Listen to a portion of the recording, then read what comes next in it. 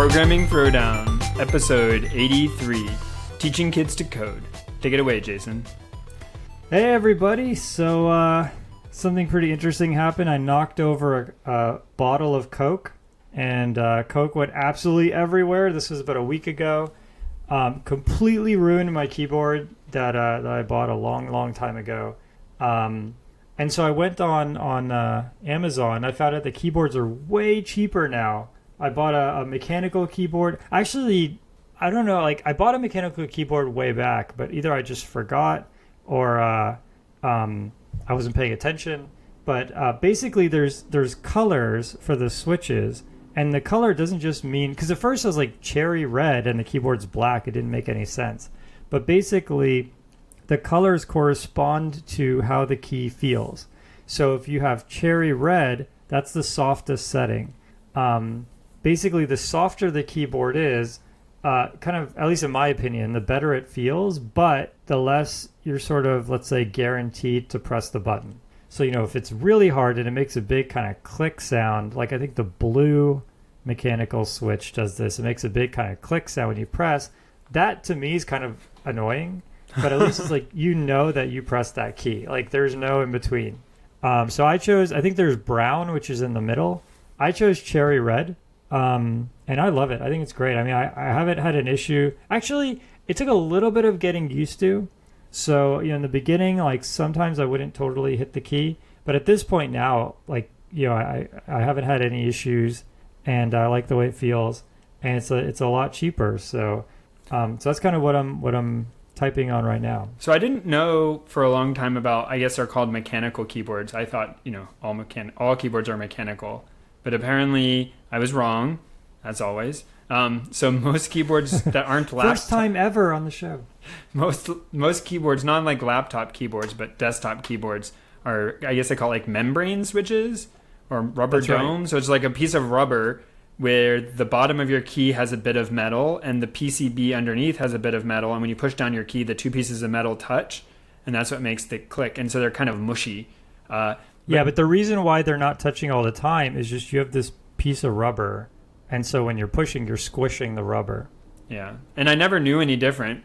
And in fact, I don't think most people do until you go try one of these quote-unquote mechanical keyboards where there's springs and plastic levers and whether or not there's clicking detents or just tactile bump detents. And as Jason said, there's like 6 or 7 different colors, and there's even a community where people open up the switches and change out the springs. So like you can the weight of the key on your reds, you could make it heavier, but you really like the reds, the slidiness of it, and so you could change it to be slightly stiffer or slightly looser in addition to buying a different color to like get it even more customized. And then you can buy like lubricant to sprinkle down in the key so that the keys slide differently. People mod, take the red's stem, it's called, and the blue's clicker or something. I don't know what combinations make sense, and just really mod it up so you can take it to the extreme. And then you can also, with the mechanical keyboards, it tends to be that you can change your key caps. So I didn't know about this either, but my keyboard, the cap actually won't come off the key. And so the thing that has the writing on it, the letter or the number, is attached to the keyboard. You can't pull it off. But on the fancier ones you can, and you can buy replacement ones of varying crazy colors. And there's even people probably know this, I guess, but there's artistic keycaps where you can get little sculpted superheroes or figure eights, Rubik's cubes, whatever, I guess, kinds of things you want. And they can become very expensive, like $7,500, $150 per key, per letter. What? No way. Yeah. It's like art collecting, collectible things. Oh my gosh. But then in addition, you can buy 107 keys or something. Well, so that's the other thing is you can buy key sizes down from 40% keyboards, which is approximately 40 keys, to 60% to the normal, I think it's 110 keys is roughly a full-size keyboard, or 10 keyless, which is you drop the numpad stuff off to the right and you end up with about 70 or 80 keys or something. Okay, so, that makes sense. Yeah. Yeah, the sky's the limit. And some people who are really crazy actually build their own keyboard. So this is the rabbit hole I went down. So I wanted a split keyboard. So I want a keyboard where the left and right hand, you can adjust them. So people make fun of me at work because I don't have like a super weird keyboard by normal standards, but it's split, so I have it kind of far apart sometimes, like as much as like a foot apart. And then like when I eat lunch, for instance, I have my food in the middle and the keyboard on either side of my food, like on both sides. And so that's what I really like. And it prevents you from cheating. Like your right finger can't type on the left side because it's really far away. Oh, that makes sense. Yeah. So then I learned about this thing called the Dactyl keyboard, Dactyl, which turns out is like a 3D printed case for you to mount these mechanical switches in that you can just buy off the internet. And then you hand wire the switches together with diodes and into a microcontroller. In this case, I used a variant of an Arduino, a very small Arduino, and you put one in each half. And then the left half talks to the right half over serial across a headphone cable, like a 3.5 millimeter cable. And then you plug the USB cable into the one on the right, and it acts as a USB device to make your letters. Wait, why would you use a headphone cable and not like something easier to program, like I don't know, Ethernet or something? Well, so the headphone cable connects the two halves because it turns out your computer gets confused if you have two keyboards plugged in. Like it doesn't work well. So you only plug one computer. Sorry, go ahead. You have to write your own protocol to get. Well, so there's an open source project that's pretty popular with DIY keyboard people called QMK that people use to do that most of this programming. And then you specify a key map because the keyboard doesn't know what the letters are, and you can literally arrange them in not infinite but very large variety of key combinations, and so you tell it which key corresponds to what letter. So you can do things like Colmac or Dvorak keyboards in addition to the normal QWERTY keys. You can also adjust what the thumb, on this one there's thumb clusters, so the letters your thumb can type, and like space and backspace are like on opposite sides on your thumbs. Another popular one is the Ergodox, is a keyboard that's similar to this. Anyway, so there's like the amount of customization goes through the roof. And it's actually a pretty big learning curve because there's also layers. So you can sort of have a button that you push and all of the keys become that they do something else. And the whole keyboard, you sort of raise up a layer or lower a layer. And then you have modifiers. So like there's no arrow keys. So you might raise up a layer and then your arrow keys are on the, WASD or, I don't know, UHJK. You just make it whatever you want. And so the amount of customization goes up and you have to get kind of used to it. So I built one of these and was using it for a while, but I couldn't get over the learning curve. So now it sits unused. But interestingly enough, there's if you look this up, the guy who made it made a video. And if you're into 3D printing, which we talked about a while, there's a thing called OpenSCAD, which is a way to generate the STL, which is sort of the watertight mesh, the triangles that you feed to a 3D printer to 3D print an object. You can describe that from primitives, sort of like if you've ever used what was the name of one of some of the like POV ray, was it one of the ray tracers where you sort of describe a scene? It's very much like that, in sort of this very simple programming language. So he didn't like that. So what he did was write in Clojure a way to generate OpenSCAD, which then you run to generate the STLs, and then you print. So you can actually like add rows or columns to the keyboard, and the keyboard becomes sort of like programmatically defined. Wow. So you 3D printed the base of the keyboard. The case. Mm-hmm. You bought a bunch of like key tops or keys, I guess. Key caps. Yeah. And then you bought the mechanical switches. Yes. And you soldered it all together. Yes, with like wires. Yeah. And so is this what you use every day? No, so I couldn't get over the learning curve of it. It was too custom. Oh, I see. But if you had made one that was so what was hard about it? So I don't know if you look at the pictures. So for this one, it's that the things you would normally do kind of like with your pinkies, like the backspace, delete or whatever, and the tabs like become on your thumbs. So like the shifts aren't with your pinkies, they become with your thumbs. Yeah, so for people who like are listening to this, which is almost everybody, basically like imagine if you took a keyboard and you kind of broke it into like four pieces, and there's a piece for each of your what's the word for this? There's a piece for each of your opposable thumbs. That's two pieces. And then there's a piece for each of the rest of each of your hands, what's left over. So you have these 4 pieces, and you have these 2 kind of little squares for your opposable thumbs that kind of hang on to the rest of to either side of the keyboard. Yeah, and I can imagine that's really hard to get used to. Yeah. So my friend has one of the ergo docks, which is the same thing as this, but basically like pushed down flat. So without the curviness. So if you took this whole thing and like flattened it down, and that was pretty popular. He has that one, and it took him probably like 2 solid weeks, and he was a much better typist than I am. I'm a terrible typist, actually. Is that the right word for that? Oh, well. And so he got... It's got good alliteration. Good, there we go. Terrifically terrible typist Patrick was typing terrifically terribly one day. That sounds like a typing test. That's right. So it's like flattened, and it's called the ergo dock. So he got one of these keyboards. His was pre-made, but he learned to type on it, and it took him a solid like 2 weeks to even become like passable at it. And then he was telling me the other day, he's like, yeah, I think I kind of just want to go back to using a normal keyboard. Like he still feels like he doesn't, he is not as comfortable to him. Like he still occasionally makes mistakes. So I think it's one of those things that either jives with you or it doesn't, but I don't know how you try it without trying it. Like you have to have it at your desk, commit to it, try to use it, and then decide if you like it or not. And in this case, for me, the experience was fun, and having built it, it worked, it was great, and I just didn't end up wanting to use it. Yeah, but I think if you built one that was a little bit more traditional, you could use it every day. So that's my new project. Would it ever be comfortable enough where you could use it every day? Oh, I think so. Could it ever be comparable to? Yeah. People use it's similar, I guess, idea that this Kinesis. There's this Kinesis keyboard, which has been. Oh yeah, there's a buddy at work who has that. Yeah, I think it's pretty similar to that. I think it's a similar idea strain. Yeah.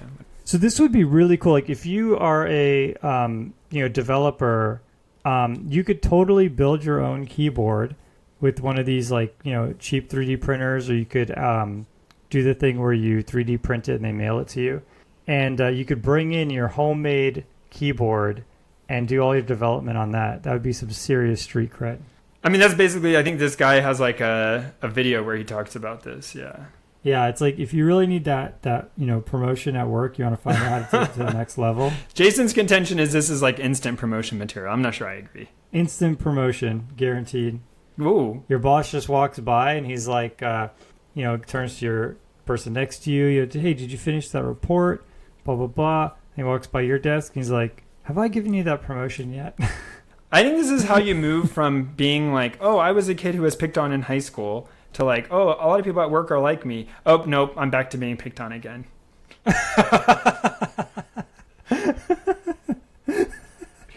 Oh, my goodness.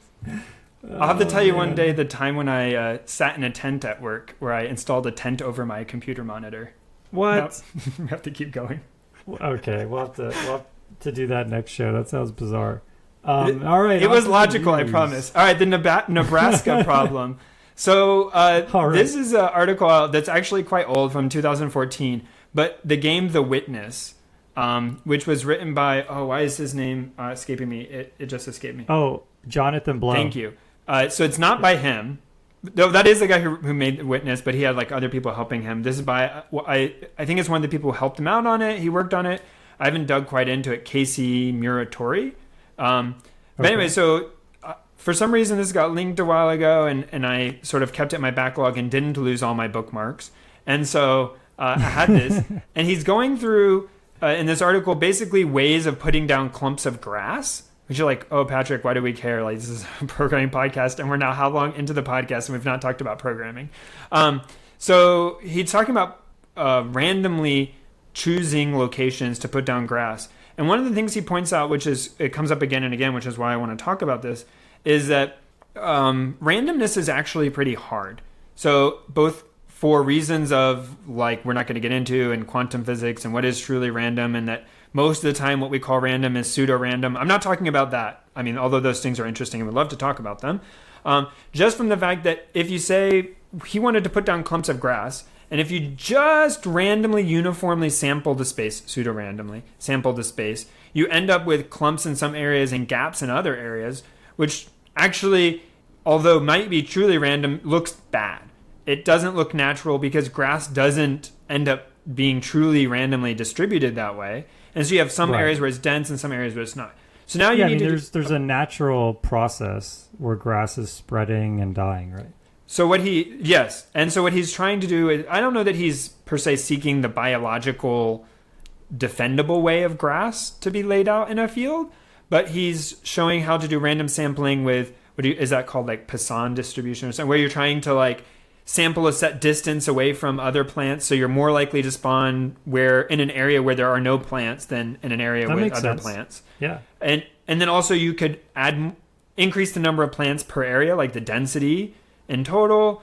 But all of this leads to gaps, and he goes down to trying various methods and how to choose. And what he comes up with is goes on this deep dive and talks about how he acknowledges this is a deep dive, but it becomes this burning question in his mind.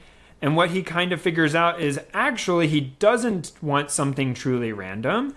What he finds out is that by choosing a pattern which is complex enough but has certain properties, he can get what he wants, which is that when you're looking at it from sort of eye level out towards a horizon, he can get it where there's no gaps and that it's not clear that it's a pattern, but yet it is, and you can use less features, less of these plants, and get the same effect.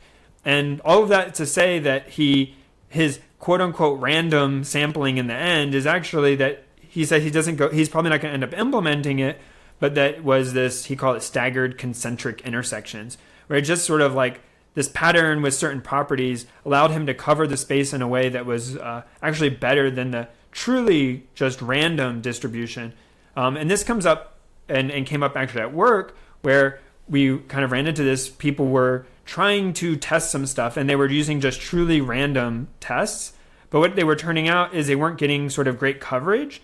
And what they didn't want was random sampling of the parameters. What you actually wanted was some sort of preset coverage, so you could kind of guarantee that you covered as much as the input space as you can. So given that, hey, you're only going to be able to run 100 tests, how do you pick the 100 tests so that you get the most coverage possible instead of having risks of getting them clumped together?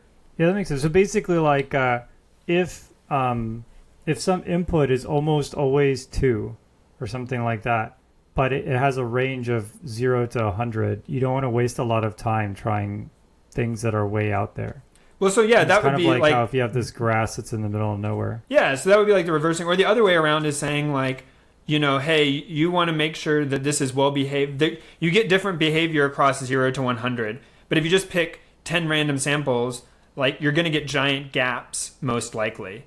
Versus what you could do is sample, if you have to sample 0 to 100, you could do 10, 20, 30, 40, 50, 60. You could evenly space them and at least try to cover more of the area, and the size of the gaps you have is going to be smaller. And so there's a trade here. Without knowing what you're trying to solve, you can't say a priori, hey, it's always better to random, or it's somewhere in the middle. You want something that's random-ish, but what you don't want is probably truly random, because truly random, you're going to end up with these gaps, these areas that aren't covered. That makes sense. Yeah, there's something like this in machine learning. I can't remember the term. I think it's actually from statistics. It's called pseudo-random, but it's kind of overloading the term. But basically, it's a random number, but you take as a prior the past numbers, and so there's a penalty for being close to one of the past numbers, and so it's like this biased random number generator where it's more likely to generate a number that's far away from all the numbers it's generated in the past. Yeah, it's meant for like if you had, say, 2 dimensions, it'll try to generate a point that's far away from the other points, but then it'll make one random. So it's like a combination of those 2 objectives. Yeah. So anyways, interesting read, and random is hard. Yeah, there's lots of random. So if you want to implement pseudo-random numbers, you could do that in PyTorch. And PyTorch 1.0 came out in the past, I think it was last week or 2 weeks ago. But basically, TensorFlow is super, super popular. A lot of people are using TensorFlow, and TensorFlow is great. PyTorch, learned a lot of lessons from TensorFlow. And one of the things that PyTorch does really well is they have an immediate mode, and then they have sort of a static mode. So the idea is, if you remember, if you have compiled languages and interpreted languages, right? compiled languages are generally faster because they can sort of look ahead, see sort of what's going to happen, or they can analyze the entire file, take their time to try to optimize it, and do all of that before you run it. Versus an interpreted code, in theory, you could be kind of rewriting the code even as you're going along and things like that. So you don't have the same assumptions. And so it's in machine learning, you have sort of a similar concept where you have dynamic computation graphs or static computation graphs. And as you would expect, if you have a static computation graph, it's going to go much faster because, for example, if there's some intermediate result that you're not using, let's say you have, z equals x plus y, but you're not printing z or really doing anything with z, maybe you calculated it by accident or you deleted some other code that was using it. It just will skip that line. It says, oh, I don't need z, so boom, it's gone, right? So that's a pretty extreme example. But even if you're writing your code in a way where you're using everything, it's still much, much faster. It'll do all sorts of nice things there.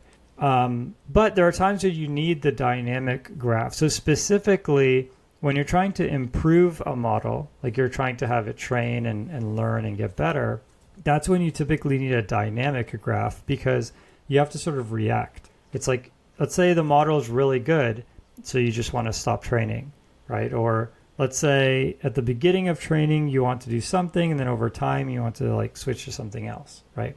So that's when a dynamic graph is really useful. And also a dynamic graph is easier to debug because it's dynamic, you can stop it at any time. And so you can do all of that and then say, okay, now I'm good with this. I want to switch to the static graph and get the speed. And so I think TensorFlow 3, I want to say, is going to have this as well. So, it's one of these things where, everyone's learning from each other. If you have a huge project in TensorFlow, I probably wouldn't rewrite it. But PyTorch is super nice. If you're starting from scratch, PyTorch would definitely be the way to go, at least right now. And, the 1.0 release came out, which really means that, they have good documentation and all of that. So check it out. Switching gears completely, don't have a good segue, is the cosmic ladder. So again, this is not really news, but this was a very interesting thing for me, so I thought I'd share it, that somehow this came up. What were we talking about? Something, and I did some research and found out how do you tell how far away something is in space? So it turns out a lot of people think they know, and most people don't. So most people probably don't care, to be fair. But most... actually, I have no idea. I mean, I guess you have to do it based on the movement, right? Yes. Okay, so this is what most engineers end up guessing, is that I'll say what you're saying is parallax, which is if you know that the Earth is moving and you see how things are moving relative to each other, you can, sort of use trigonometry, roughly, and tell how far away something is. Yeah, right. Sure. But it turns out that only works out to a kind of a certain distance. Because other things are just, I think it's roughly 10 to the 24 miles away or something. It basically breaks down, right? You end up with your noise and your measurement is so big that you can't get useful information about how things orders of magnitude further away end up still tiny in your computation. And so the cosmic ladder is a term that has a Wikipedia entry and everything, but the link I'll give here is by a person named Terry Tao, and I have no idea their pedigree as an astronomer, but they have a pretty cool presentation in PDF and PowerPoint slide about essentially climbing the ladder, and it takes you through the history and sort of the techniques, at least it was straightforward to understand or make me think I understand how it works, about how that you're able to measure things on Earth, figure out how far away the moon is, for instance. Well, first, how big is the Earth? How did they even figure out how big the Earth was? Once you figure out how big the Earth is, you can make an estimate of how far away the moon is by sort of measuring various things. I won't recite because I'll mess them up. Then as you get better, now we can tell how big the moon is because we can use radar systems to measure how far away it is and reference it to things on the ground. And we get better and we can see how the first initial guesses, how close or bad they were.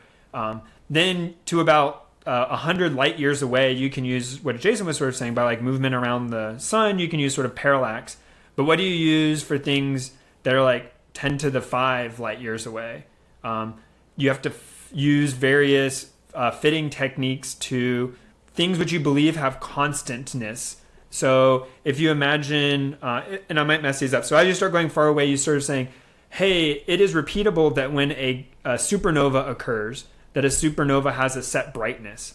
So if I observe this, and this isn't exactly true, I'm waving my hands a lot. If I know a supernova has a set brightness, then if I see a supernova and I measure how bright it is, then I know how far away it is.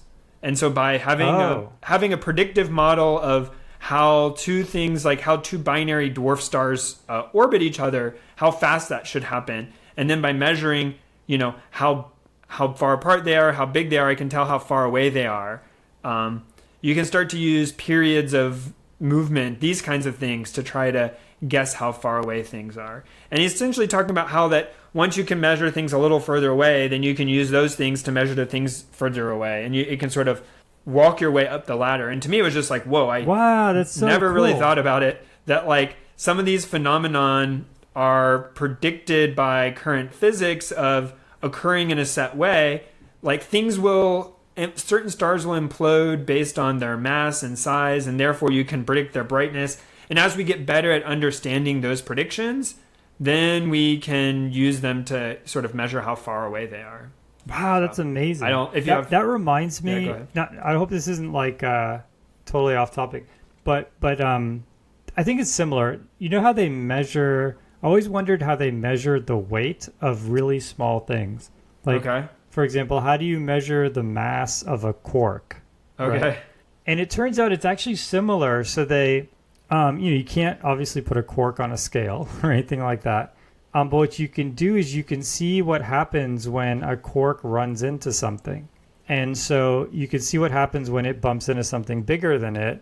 And then you can kind of see what happens when those things bump into something else, so on and so forth. And you can walk that sort of ladder backwards from something that is, just big enough where you can weigh it, and then looking at how the dynamics change when it collides into something smaller, and you keep walking that ladder down until you get to a quark. And they actually use that same technique as you described to measure the mass of a quark. Oh, okay.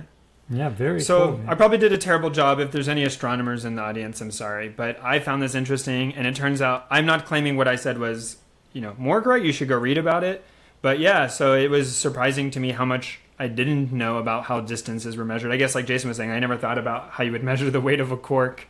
But I guess it makes sense. I guess the mass, you measure it by bouncing it off other stuff and seeing how much it affects it. Yeah, totally. Yeah, people are probably groaning. Cool. No, I thought that was actually one of the better, more interesting news stories we've had. So mine is much more straightforward and practical. It's an article on how to develop a boilerplate REST API. And so I actually found this because I was trying to do this. And I've done this before, so I was really just looking for, a more recent version of this. And I went through a few of them. I was actually really happy with this one. And basically, I wanted to spin up a really simple website. And I wanted it to just have a few calls. People would call it with a few different URLs, and it would just spit back some JSON data. And so I wanted something very simple that could do that. It was going to talk to a database that had data from another program, and I was really interested in that other program. So I want something quick, easy, low maintenance. And whenever I need something like this, I always turn to Express.js. I like it because it's Node.js. It's pretty easy to use. If I want to access it from a browser and do some client-side stuff, that's also going to be in JavaScript, so that's convenient. And the biggest thing is I wanted it to be kind of ready to go. I basically wanted it to bootstrap this app and get it to a point where I can just create a URL handle for get and post and just put what I need in there and launch it. And this website actually goes in good detail about, there's a thing called, there's actually a binary called Express from the Express.js team. and you pass some commands, some switches to it, and it just builds a whole website from nothing. And it talks about kind of what those switches do, because if you set different ones, your website's gonna look a little different. So yeah, check that out. It kind of covers everything in good detail. So Time for Book of the Show. Book of the show. My book of the show is Enlightenment Now by Steven Pinker. It's pretty cool. It covers, as it suggests, the Enlightenment period, and it talks about how it actually kind of frames the current day as a second Enlightenment. So I'm not going to go through the whole book. It's a pretty long book. I'm not going to spoil the ending, although it's a historical book, so you're kind of living the ending. But the idea is you had the Dark Ages. A lot of works of knowledge were lost. They were either burned or the people carrying them fled out of Europe. And then you talk about the Enlightenment, where all of this knowledge was restored, and really people's perception changed. Actually, one of the things that I found really fascinating is they talk about the difference before and after the Enlightenment in terms of what people believed. So, for example, people believed before the Enlightenment that if you, let's say, killed someone with a knife, and you brought that knife, later on, even years later, to the body or the grave of the person, that the person would bleed. So in other words, like you kill someone with a knife, and 2 weeks later, if you brought the knife to the person, to their corpse, the corpse would start bleeding. And that's how you could tell, who was guilty, like who did it. Like spontaneously bleed. And that was just one thing. But basically, people, they believed alchemy, right? That like you could turn metal to gold. Wait, but that's true. Know how. It is supernova maybe or something. But yeah, people believed just unbelievable things. We've all heard about like that maggots, are created in meat, things like that. Like, and just he lists off all these things that people believed, and they're all just ridiculous kind of superstition, right? They're just perversions of nature. And then he just says, and in 50 or 100 years later, all of that is gone. Like people just would look at you like you're crazy, like they would now if you said any of these things. And just what an enormous transformation that was. And he talks about basically how we've been going through just enormous transformations ever since the Enlightenment. And I thought it was a fascinating book. I'm still about halfway through it. The one thing I'll say is I don't think Steven Pinker is a good writer. So he has amazing TED Talks. I feel like his writing quality is very poor, to be completely honest. I would say in about 10 or 20% of the sentences, he puts a string of about 8 or 10 adjectives. And I'm not even kidding. It's like, we thought that we were in the dark, gloomy, like despot, blah, blah, blah, blah, blah, blah, blah era. But now we're in the blah, blah, and like so many adjectives. And it was almost like it became kind of like a joke where I started counting all the adjectives. So yeah, you have to sort of get past the writing in a sense. But the content I felt like was really fascinating. And I would still, even knowing that, I would still read it again, like if I wasn't already halfway through it.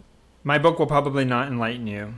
It is a fiction book, The Bands of Mourning, which is a Brandon Sanderson novel who I recommend. I feel like I think he released a lot of books, and I have been sort of catching up on them versus a lot of authors I am caught up on. So I feel like his name gets brought up a bunch. It's not that I wish I had other stuff. I've just been reading a lot of more parts of series. And so since I like Brandon Sanderson so much and constantly try to tell people how they should read Brandon Sanderson books, I will say that this is the third book in the second trilogy of this sort of like part of his universe. So book 6 or whatever. And I think there's one more in this trilogy, which is set sort of at a later date from the first trilogy in this part. But it's in the Mistborn series. And so it's related to those books. Can't say a lot because it's the 6th book. so Sure. it will just spoil literally everything. So I can't talk about it. But if you have not heard me say how amazing Brandon Sanderson is amazing, and go read his books. Cool. The first Mistborn is good to start with, and I don't know if you want recommendations. I'm not on social media, but Jason can tell me, people are asking. But also, I mean, I think there's plenty of guides just like where to start Brandon Sanderson. I'm also reading his Stormlight Archives is another series he's writing. He's a very, you say like prolific, is that the right word? Yeah, I guess prolific writer. He writes a lot. Like he comes out with a lot of books, and like very big books. And I have no idea how other writers, which I won't name, seem to struggle like getting their series done or coming out with their next book. This guy just burns through them. I think maybe it's just like what do you call it?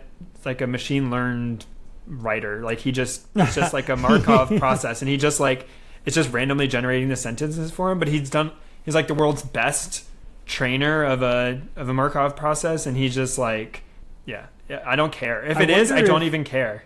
I wonder if what's actually happening is he's got a team of people who really help him, and he is at the he's orchestrating it, but other people are maybe filling in some of the thematic points or something. I don't know. It could be. I mean, I don't think so. So I was trying to think I think we were talking about how, I thought I knew how to measure how far away stars were. It turns out I didn't.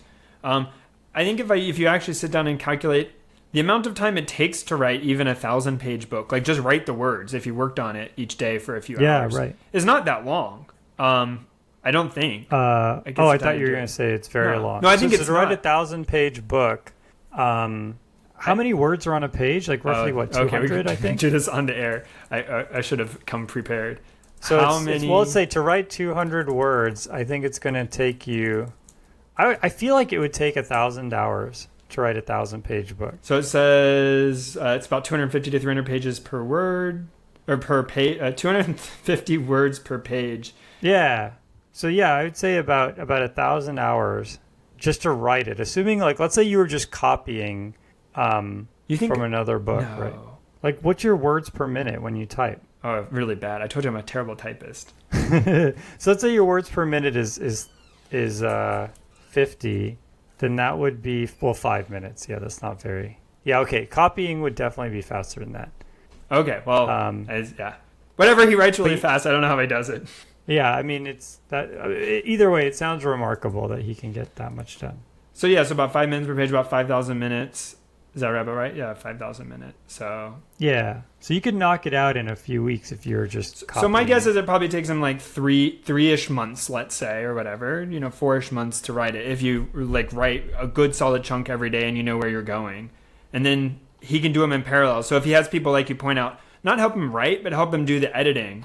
Like he writes the rough cut and has a lot of good people to help him proofread and edit it, then you could sort of do 2 or 3 books per year. I just think a lot of authors, there's they do book tours. It's like a whole process getting in a groove. You see this with musicians. I always think about this. Musicians come out with albums once every couple years, if that. But how long does it really take to make an album? I don't know. Yeah, I mean, it's basically 2 or 3 weeks to make the album. But then, you're on tour playing the same song in every city for 2 years. But you're on tour playing the same, but you're only doing that a couple hours a day, right? Or what's that? I said you're only playing a couple hours a day for your concerts, though. Yeah, right. Yeah, the concerts you're just reciting. You're not actually making music. Yeah. Basically, I just don't understand creative work, I guess. Yeah, it's mind-boggling that somebody can produce that much content. So, meanwhile, I write a few lines of code a day, and that's it. Maybe. Yeah, when I hear about these indie game developers who do everything themselves, they do all the art, they write all the dialogue, they do everything themselves. Yeah, it just boggles my mind. They also take they also take a long time to make the game. That's true, but not always. Right. Did you ever? What's the name of that jam? The code jam. They do it in a day. Oh yeah, Ludum Dare. And some of those games are pretty cool. They're not true AAA titles, but. It's true. They have a good mechanic, and then they can always kind of write the game around that. All right. If you want to read about Brendan Sorensen. Did I say that Brandon right? Sanderson. Brandon Sanderson or Steven Pinker. You can do it on Audible. I actually listened to Enlightenment Now on Audible, and I listened to a couple of other books. I wouldn't really put them as book of the show. I was running a bit behind in the sense that I was accumulating some credits on Audible. And so I got a couple of lighthearted books. And so actually, I'll make a book of the show next time. But I got a couple of comedy books. And I got a couple of serious books. And I've been really doubling down on the Audible. It's been a lot of fun. Nice. Yep. Yeah, if you don't want to support us on Audible, if you already have an Audible account, or you just want to find a different way to support the show, we are on Patreon. If you donate, I think it's as little as $1. I don't think they'll let you donate fractions of $1, but no matter what you donate, you get all the benefits. So you get the RSS feed, which is much faster than the default RSS feed. Like the download rate is much higher, and you get to be in the raffle, which is coming up. So this Christmas, last Christmas, we gave out laser printed programming Throwdown logos and some T-shirts. This Christmas, we'll give out some more T-shirts, and we'll have to figure out what we're going to do for all the Patreon folks. We'll try and do something a little different this year. But you'll get involved in that. You'll be raffled in the raffle for a T-shirt, and we'll try and get something to everybody. Check us out on Patreon. Time for and with that, tools of the show. Tools of the show. My tool of the show is Quip. So Quip is pretty cool. If you've ever used a Google Doc, and you've done it in a collaborative way where you and someone else are both writing in the same doc, then you've basically used Quip. So it's very similar. The big thing about Quip is it's better for kind of, let's say, group projects. So it has folders, although I guess now Google Docs has a lot of the same features. But Quip is very sort of compartmentalized. So you can have, a whole Quip kind of group for, let's say you're working on a book or something like that with a group of people. You can all be in the same sort of Quip server, and it kind of keeps things organized like that. You can share things, you can collaborate. We use it at work. It's actually really nice. And also, if you're doing anything sort of like private, you can actually host Quip. Like, I think it costs money, but you can host Quip yourself. It's like you can buy a license and all of that. If you don't want to use Google Docs for like your business or something like that. But yeah, we've been, I use it almost every day, and it works really well. What is your tool of the show? Oh, my tool of the show is a game. Surprise. Don't do useful work. It's Stardew Valley, which has been out for a while. And I think we may have even talked about it. I don't know that it's ever been the tool of the show, but we may have talked about it before. But it recently came out on, I believe, both iOS and Android. I always mean to look this up, and I forgot. So yes, it is both iOS and Android. Way. Yeah. No, so iOS is out now. Android is coming out, it says. Cool. So I've been playing this. Android release date is, I'm going to scan this while we talk. Pop over, die. So yeah, basically Stardew Valley is actually one of these games that was created by just one person. They did all the dialogue, they did all the art, everything. But it took that person literally, I think 7 years to make that game. Oh, wow. Unbelievable level of effort. I didn't realize that. Yeah, so yeah. I can't tell if it's out or not on Android. Someone with an Android phone will have to check. But it is on the App Store. I've been playing on my iPad. I don't know how it would play on an iPhone. But on an iPad, it's pretty good. It's one of those things where I always feel I'm just going to play it for a few more. Oh, there goes an hour. Yeah. Well, the thing about Stardew Valley is, basically just to recap, is you're kind of like a farmer, but some of the sort of ingredients, more advanced things, you have to go into dangerous places. So you're like a farmer and a soldier at the same time. And the game can only save at night. So basically you do a bunch of things, and then during the day you get so tired from doing these things that you have to go to sleep. Or maybe you don't get that tired, but at nighttime you're forced to go to sleep. But then it's like the moment the game saves is the moment when you have something to do. It's like, oh, now I have all this energy, and the game just saved.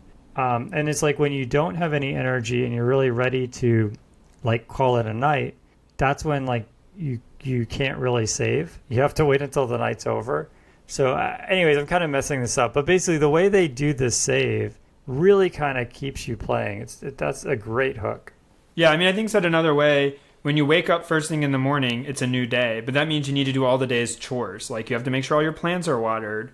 You need to go take care of stuff. So when you have the most energy, you have the most things you need to do. And then by the end of the day, you run out of energy, but you can't get new one without ending the day and having to go spend your energy again. So you can try to cook yourself meals or do other things to restore your energy. But yeah, as Jason's pointing out, mostly you have a set number of things you need to do and then a bunch of the optional things. And turns out it's kind of like real life. You have more things that you need or want to do during the day than you have energy to do or time to get done. Yeah, I mean, put it another way. I'll take a second. Oh, here we go. We're going to just go round and around. The most exciting part of the game happens right after you save. That's maybe a better way of saying what I was trying to say earlier. So it's like, as soon as you save, as soon as the game saves, you have all these things you need to do, and they're all really fulfilling. It's like, oh, I have a plant that's ready for a harvest, and I have a new like set of grapes or something like that. It's like the coolest stuff in the game is always right after you save. And so once you've done that cool stuff, then you're kind of stuck until you don't want to waste the rest of the day. So you're stuck until it saves. And then right when it saves, there's something else cool to do. Yeah. So I mean, I enjoy, there's the new trend, which this game has been out for a while, but it's just coming to mobile or to iOS and Android. And I don't know how all those are mobile anymore. Anyways, but is that it's open world without being too much to do. So there's always something simple you can do. There's enough story where it's trying to push you like, hey, go check this out or go check that out. The trend in open world games seems to be a lot like, do anything you want. And then that just makes me not want to do anything at all. Yeah, that totally makes sense. Well, it's just directed enough. Cool. All right. So on to the topic. The topic is teaching kids to code. And there's a lot going on here. Actually, we should preface this by saying, why we're an authority on this. Or why would you even listen to us talk about this? So don't. That's pretty nihilistic. Thank you. Yeah, so basically, so we have, I think, relatively different background. Maybe not that different. So your dad was also a coder, yes, right? In my case, my dad was an engineer. I wasn't really a coder, but my aunt was a software engineer. So we definitely both kind of had it in the family in a sense. And we can talk about, I guess, how our family got us into coding, or at least how our family was part of that. And then now we also have kids. Your kids are probably too young to really do a lot of coding. I mean, mine definitely are. But do your kids do any coding? No, so they don't do coding yet. My older daughter has wanted to, she calls it like have computer lessons. But it turns out the thing that at least I never think about, is how much it requires reading. So if your kid can't actually like read at a significant level, it's pretty hard to get them to sort of do some fundamental things on the computer. So like anytime there's an error message pop up, they don't know what it says. Yeah, exactly. Yeah, so our kids are still too young, but we could talk about, I guess that's actually when it's most interesting, right? Because I mean, if someone is like 18 or something, then it's or that's a bad example. If someone's like, I don't know, 14, then maybe it's the same instructions as if they were 18, right? Yeah. But I mean, I do say that I think my kids have begun to engage on things where, for me, like the teaching them to code is not so much about like in a programming language, but I guess teaching them things which are, I guess I take for granted, but are not always immediately obvious to people, like describing a sequence of events unambiguously to be done. And so doing exercises where I'm like, we're going to play a game, and then trying to have them like, let's say what you want done, but then, oh wait, what you said was ambiguous and therefore can be executed in lots of ways. Or playing board games or what if experiments with them and having them try to think like why something happened. And it's like, I know you could just try this or do this in this video game we're playing, but why not? What do you think will happen? Like, let's not just go mash the button until the door opens. Like, what thing do you think we could do that would open the door in this game? And trying to have them think about like sort of cause and effect when even we're doing other tasks, because I think that's something that a lot of stuff gets missed, which is people just sort of bang their way through games or playing stuff until it works, but trying to anticipate, like, if I do this action, that thing's going to happen. And I guess it's almost about teaching a kid how to debug before teaching them to program. But I spend a lot of time totally doing that with sense. my kids. Yeah, I mean, I play a lot of board games with my son too, and I think my parents also played a lot of board games with me. We used to play Monopoly and stuff like that. And the interesting thing about board games is there are some things in board games you can control, and there are some things you can't. And I think that as an adult, it's kind of obvious, but as a kid, I think that that's a really kind of important thing to learn. Like if if your parents like always get bad rolls on Monopoly and they end up with no properties and they lose, a lot of kids think their parents are kind of superheroes, right? So it's like where you see your parents fail, you kind of see like, oh, okay, that was kind of randomness. My dad go to jail 3 times in a row or something like that, and he's, frustrated about it or whatever, and then he loses. It's like, okay, that was something you couldn't control, but, not putting houses anywhere, that caused me to lose, and I could have just put houses. You know what I mean? So like as you said, the cause and effect, and also more like the framing, like understanding the where you have sort of control and where things are happening outside of your control, and being able to disambiguate those two, like pulling the signal from the noise. Yeah, that makes sense. Yeah, I think actually we interviewed Mark Engelberg a while back, and he people should definitely check that interview out. It was fascinating. But he actually made several games and puzzles and things like that. And so I think that's a great way to get started is by checking out board games. Like, when I was a kid, I didn't really know of any. I'm sure they existed, but I didn't really know of any sort of educational board games. We mostly just played, Monopoly. We played Sorry. We played just adult board games. Actually, I do remember playing Chutes and Ladders and things like that too.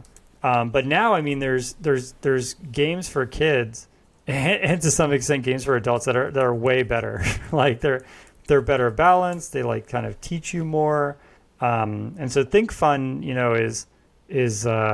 has put out some really fantastic games, and they're actually coming out with, I think, a couple of new games.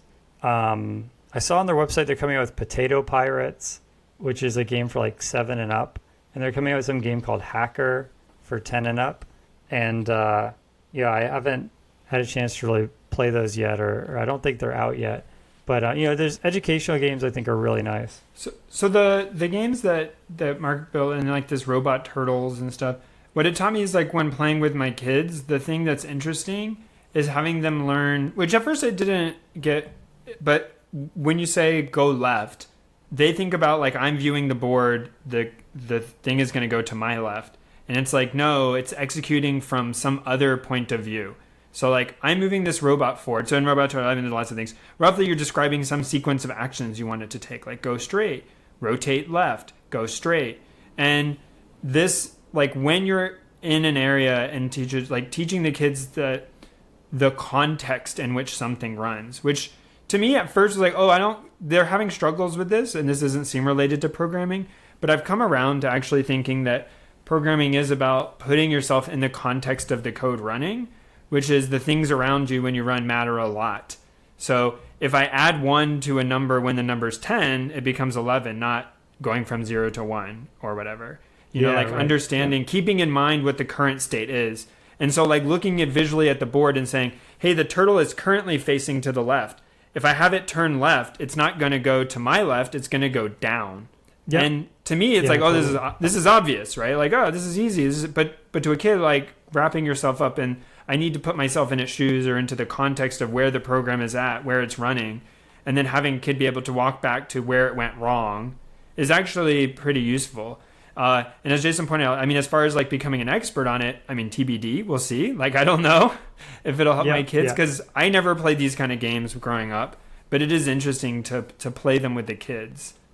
So what did you do? Because if you weren't playing board games, then what were you doing? So slightly older than that, but I think once I was in later elementary and early middle school, we had programming books and compilers on my computer. Programming books around the house and compilers on the computer. And so I taught myself sort of how to use QBasic by reading the book. And if I had got stuck or had a problem, I'd get my, dad to help me or whatever, which he would to some extent. Although I guess now his mindset was probably like, I did this all day. I don't want to come home and do this with my kid, I can't blame him. So we didn't do it for like hours upon end, but I would try to make rudimentary like drawing programs in QBasic, like, I'm going to make Pac-Man. And I would try to like make the little circle mouth open and close by sort of trying to figure out how, like, I found some code for drawing a circle. Cool. Now I can like translate the circle. Like, how do I open the circle to like have the mouth like chomp? And I didn't know about sprites or so I would like try to find little math equations that would draw it on the board in various ways. And so I would start with that kind of stuff. And then also eventually, like when I was in, I guess, high school, I learned C. That would have been like 10th and 11th grade. But when I was in middle school, mostly like goofing around like on QBasic and trying stuff in that and getting it to, print funny messages out, make little goofy things. And in middle school, actually on my calculator, like I would always program, I guess it was some form of BASIC on the calculator. And TI Basic. Yeah. Oh, okay. Yeah. Okay. So I like TI Basic, and I would do wrote like a little RPG for myself where I would like, randomly choose a number and attack monsters. And if you success, you would get gold. And if you like got attacked, no you way, would I lose did HP. exactly the same thing.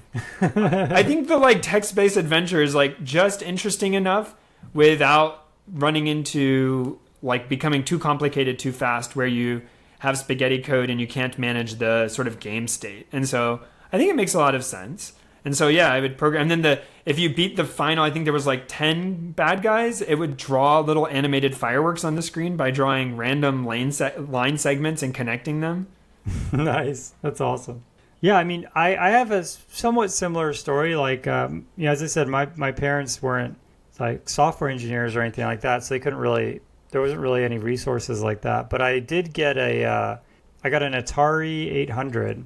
And it came with this program called Delta Drawing. That was basically turtle graphics. So you have a little arrow, and you could, draw forward, you could turn right, turn left, and it kind of taught me about like egocentric, movement and all of that. And the Delta Drawing book had a bunch of recipes, so I would just punch in like literally what it said and hit go, and then I'd get a car or something like that. Like it's amazing drawing that like I could never make by myself, but if I just follow the recipe, it would make a car. And then also like when you messed up in the recipe, you'd get like a car, but the wheel would be just totally in the wrong place. And so you could kind of look and see, this is what I did wrong, and this is how it affected the car, I kind of got really into Delta Drawing and doing a lot of that. My aunt was a software engineer, and she got me a computer and kind of walked me through BASIC and things like that. I don't think I did too much with BASIC. I made a game that my cousins and I played where it was called arm wrestling, and basically you had to hit the space bar so many times per second, or maybe it was per 10 seconds or something. And every time you pass that threshold, so every 10 seconds you pass the threshold, you started winning. And if you won 3 in a row, then you won the arm wrestling. And we broke the space bar on the keyboard. That's pretty cool. And then you broke. And this was back like at the Atari where the keyboard was like basically you couldn't detach it or anything. So we basically broke the Atari with that game. And it ended up not being that big a deal, but it was kind of goofy. But I actually didn't get into coding until much, much later. Around like mid high school, that's when I took a course. I took the computer science course, and they taught us C.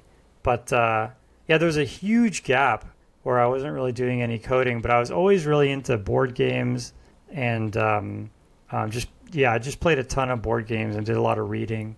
Like not reading, but like puzzle books and things like that.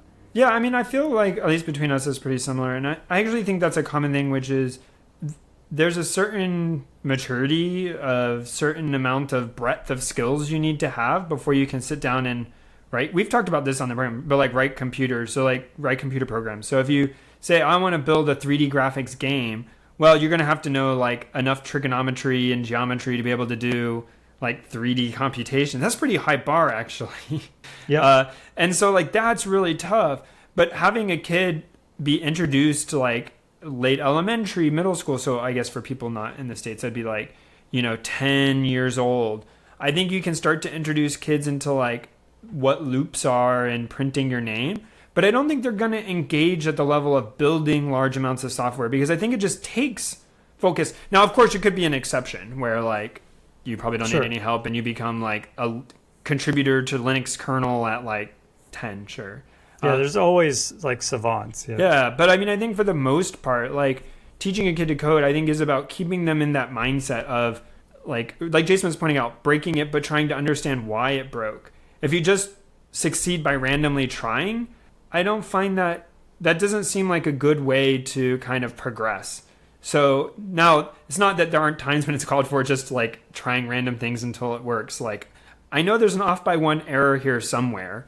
But for the most part, thinking through the code and anticipating what it's going to do seems to benefit me more. And I think as Jason was pointing out, those are skills you learn by playing board games, by, doing, scientific pursuits and activities, and even the scientific method to some extent, right? Like predicting what's going to happen, trying to say, how would I test whether this is true or not?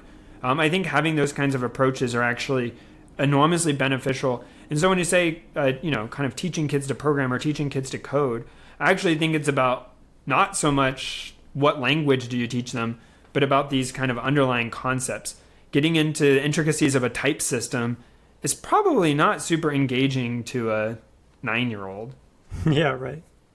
Yeah, I mean, I think another sort of like line to walk, one thing where it gets kind of difficult is you want to sort of help, but then you can't help too much. Yes. So it's like sometimes we had this game where you just build train tracks, and then you could put a train down, the train goes on the tracks, and it's a simple idea. It's just like you're dragging tracks and you're laying them down on these tiles, but the thing is the tracks have to sort of line up, right? So I mean, if you had a train that was going, or a track that was going, let's say, west to east, you couldn't just put a track that's going south to north. Like you have to have one of the curvy tracks. Like it has to be contiguous, right?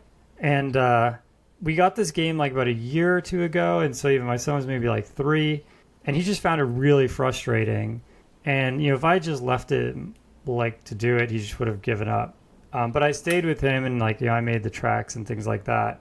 And so he couldn't really make any mistakes because I felt like it was just too far advanced. But then now he just does it on his own totally. So it's like it's really hard to sort of strike that balance between like you want them to make mistakes, but then you don't want them to like lose interest either or get really frustrated or whatever. That's, I think, with kids especially, it's like a very difficult line to walk.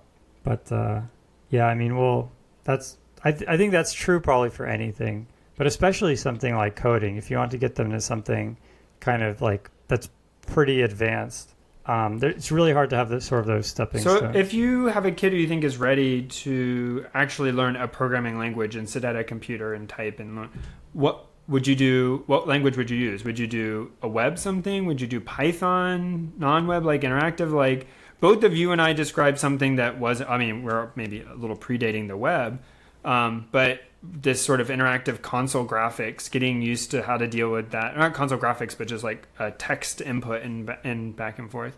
I mean, do you think that's the way to go? No, I mean, so I actually, now that I remember, I totally forgotten about this until just now. But there was something, I think it was called like hypertext or something like that. But basically, it was meant for presentations. Think of it as like basically PowerPoint, but there was sort of logic. So like in PowerPoint, you can have animations. You press the button and, you go to the next slide, but it actually just slides in some text and things like that. So this was like, it was actually meant for giving really interesting kind of kiosk type presentations, like interactive presentations. And so it had some very basic branching and things like that. But the nice thing about it was all graphical. I mean, think of like just PowerPoint. Okay. You're not writing any code or anything. And so I think something like that. So we actually have something called a Kodi, Kodi, and it has this graphical programming language where you just kind of drag and drop little modules and stitch them together. I feel like that's probably the best way to start. I probably wouldn't start by typing on the keyboard, especially nowadays with iPads and all of that. Sure. So I've tried these, like, there's some coding games, and I've had my kids play those on the iPad where you tell a person, right, jump, right, and those look pretty good. And I know Apple made these Swift playgrounds, which I tried. I thought they were kind of interesting. But they're still a little premature for kids, but I think those seem really well done. And I think actually, like, as goofy as it sounds, having something where there's graphical interaction and also like good documentation. So it's well thought through what's supposed to happen, because a lot of times when I would do examples or coding questions, there's enough ambiguity where there's frustration about what you're supposed to do to progress forward. Yep. Yeah. I played one, my son and I played one on the iPad called Codable. And basically you're this little fuzzball, and it's basically like turtle graphics. So you say, go right, go up, go right, go up. You have to kind of plan it all in advance. And then when you hit go, it executes that. And then you can kind of see like, oh, shoot, I wasn't supposed to go up twice or whatever.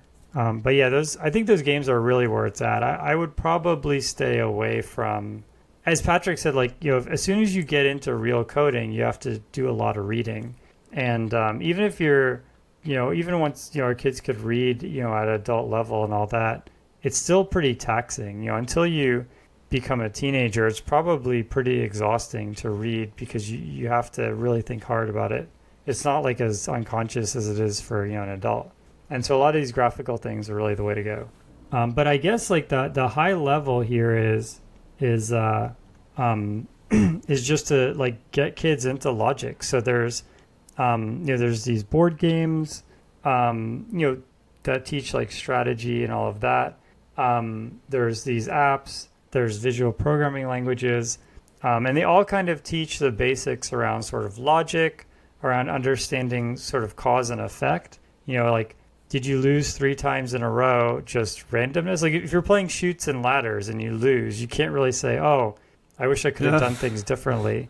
But even just knowing and understanding that the game is just complete random, that by in and of itself is a good lesson. Like just understanding that, you're following this process, but you have no control.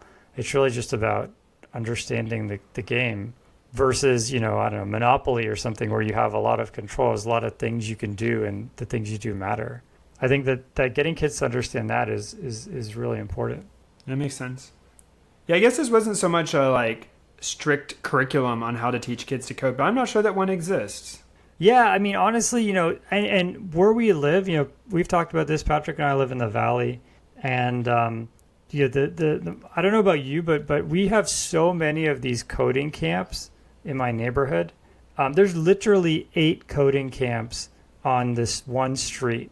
So if I go, a couple blocks from my house, it puts me on this pretty main road, and there's 8 coding camps. And I just don't. Yeah, I think that's not the way to go. I mean, I think it's one of these things that it's a deceptive goal. Like if you start marching towards the goal, I don't think you actually get there. I think actually you could sort of stint the growth.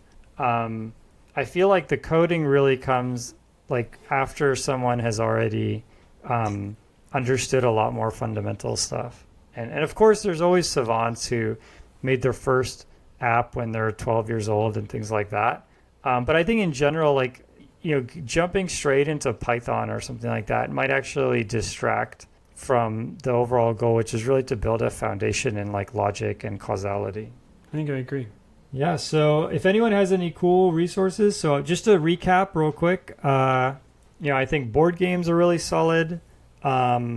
I think there's a bunch of really cool apps. There's all sorts of visual programming languages. Just to list a few, I mean, there's Scratch, there's Logo. There's an app called Scratch Junior, which is like a limited version of Scratch. But you can find out if you look up visual programming languages for kids, you'll find a ton of these in every possible conceivable OS. And then you want to balance between being frustrated and just giving away all the answers, right? So as a parent, that's a challenge. As a guardian, that's a challenge. But yeah, I think that's basically the high level of it, and don't just hand a 5-year-old a C book because that's not going to work. Well, maybe do it one time to see if you have a savant, and then don't. Yeah, I mean, if they ask you, if they say, hey, this is pretty cool, but I really want to learn assembly, well, then, go for it. Yeah. Oh, the other thing, actually, just one other thing I thought of is, I've been doing, and I think you also fit this category, we do a lot of robotic stuff. And in general, if you do anything related to coding or anything related to, I don't know, building anything, yeah, just find a way to get your kids involved. I've been doing a lot of robotics things, and my son's doesn't have the attention span for it. But what I did is I got a buddy of mine to do it too. And so when there's two of us and two kids, then it's like, the kids can kind of chase each other a bit, or when they do pay attention, we're there. Or we could take turns. Like I can keep the two kids from stepping on nails while my friend does some work on the robot, and then we can switch. So that also worked out pretty well. But yeah, did your dad ever get you involved in any of his side projects or anything like that? So my dad never really had side projects like that, but I mean, when we would do science fair each year or whatever, I don't know if that's at all a thing, but we would have to do a science project, and he would always get involved with us in doing those experiments and helping us. And yeah, I guess we did do stuff sometimes. Yeah. Yeah, my dad, did a lot of, he's a mechanical, engineer, so he did a lot of mechanical stuff, and he'd always have me help him set up pulleys and stuff like that in the house. Wait, set up pulleys in the house? That sounds like yeah, I mean in the garage. But yeah, he literally had this whole pulley system, and yeah, it's pretty wild. I mean, he would be able to pull boats. He had boats just attached to the roof of the ceiling of the garage. So you would just park the car under a huge boat, and there was this crazy pulley system which gives you all this mechanical advantage, but you have to turn a winch 100 times to get this boat to go up 4 feet. So he just had all these crazy things. That sounds pretty cool, actually. Do you have pictures? You guys seems like you guys have pictures. Yeah, I gotta send you a picture of my dad's garage. I'll ask him to take a picture. We could put it on the blog. There you go. You can be famous. Internet points. That's right. Cool. Catch you later. The intro music is Axo by Binar Pilot. Programming Throwdown is distributed under a Creative Commons Attribution Share-alike 2.0 license. You're free to share, copy, distribute, transmit the work, to remix, adapt the work, but you must provide attribution to Patrick and I, and share alike in kind.